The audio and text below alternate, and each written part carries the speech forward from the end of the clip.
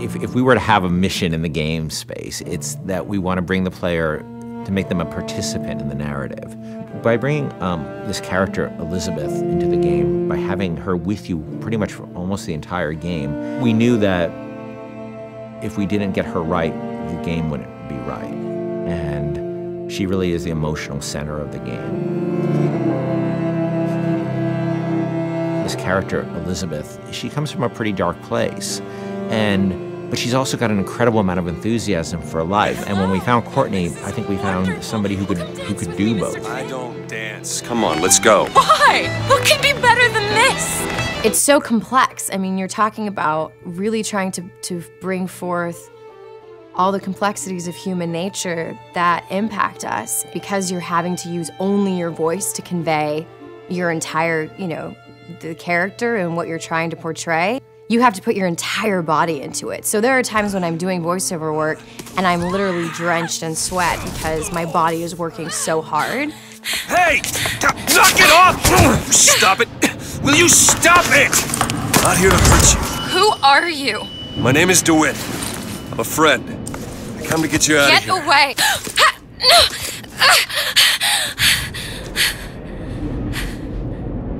Are you real? It's not these one-note emotions, and I think that's what was so important to us as a collaborative team, to be really putting forth a narrative that was strong and that was complex and that was, reflective of how deep and the myriad of emotions that the human beings experience. She really had a sense of telling a story and having a conversation with no words. If you're watching a silent film, you understand what's going on and you don't need words. We saw her and Sean's like, by the way, this is the girl. I'm like, oh yeah, that's the girl, absolutely. I had to really rely on my imagination and rely on what I was being told by, the director. Weird for me to see myself, literally, every movement that I did. Yeah. I mean, I see myself in it. I mean, it might not be my face, but the thing is she's actually in a world. When I did it, I was in an empty room. Yeah. They put me out into this giant sort of basketball court, it looked like, with stuff taped out on the floor that was sort of like the imaginary, world. She had to do a lot of physical things that I probably wouldn't do in my everyday life, kicking some butt and, with a bat and beating the hell out of something. It just started to feel like it was my voice, I just really started to connect with it physically, and this voice was all one. I don't understand, how could we get there? The incredible voice acting and the incredible motion capture acting was the most useful and inspiring element that we could have had for Elizabeth. Liz will follow you around the world, and if you decide that you don't want to go where she thought you were heading, she can handle that really, really cleverly. She will stop if you stop. She will keep running if you decide that you're not interested in what you're doing here. She will be by your side no matter what you end up doing. The moment you come up against a character who's just sort of standing there, or behaves robotically, or behaves in a way that is so alien to what you'd expect out of a human being, you just shut them off. And you just say, oh, they're just a video game character. I don't need to worry about feeling anything about them. And so we tried a lot of things. We tried to make Liz have emotions so that she can react to things in the world and things that you do. For example, we might say that Liz will feel comfortable leaning against this wall, but she'll do so with her arms crossed. And she'll do so with her back slightly turned towards you. And that difference of just a few degrees is enough to make the player feel that they're really in the doghouse. You're going to see her all over the place. You're going to see her on giant billboards in, New York and LA, and you're going to see her on TV ads. I said, okay, well, if we're going to find a person to play Elizabeth, I think we already have that person. Еще один из самых первых вариантов Элизабет, я сказала, боже мой, это же я должна ее сделать.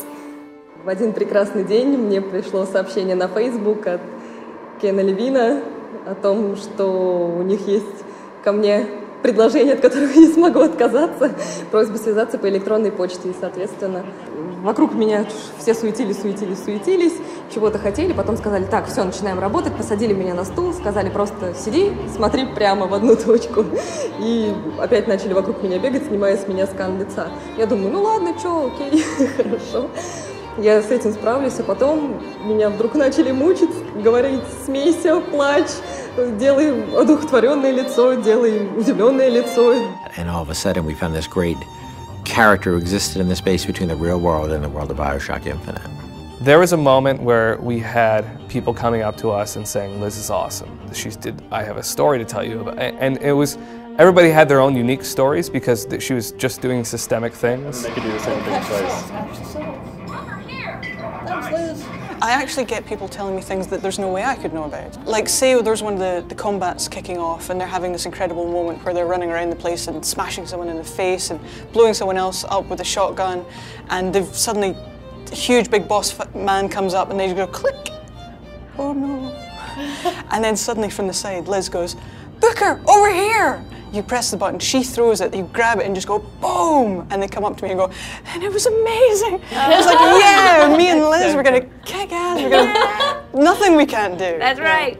Even if we just break that barrier sometimes, where people feel she's a friend or somebody going through this experience with them, then that would be very exciting for me. I really hope people fall in love with her. I fell in love with her. I forget she's not a real person sometimes, and I know Courtney really well, and I forget sometimes that that's Courtney's voice, and that's Heather's motion, and that's the team's other work, and she becomes a real person to me many times. And I think the reason we call her Liz internally is because she became a real person to us in a lot of ways. Elizabeth has been locked in her tower for however many years it was, and now instead she's going to be released from her secondary tower, which is our studio, and let loose in the world for real. And that's just an incredible feeling. Let's go!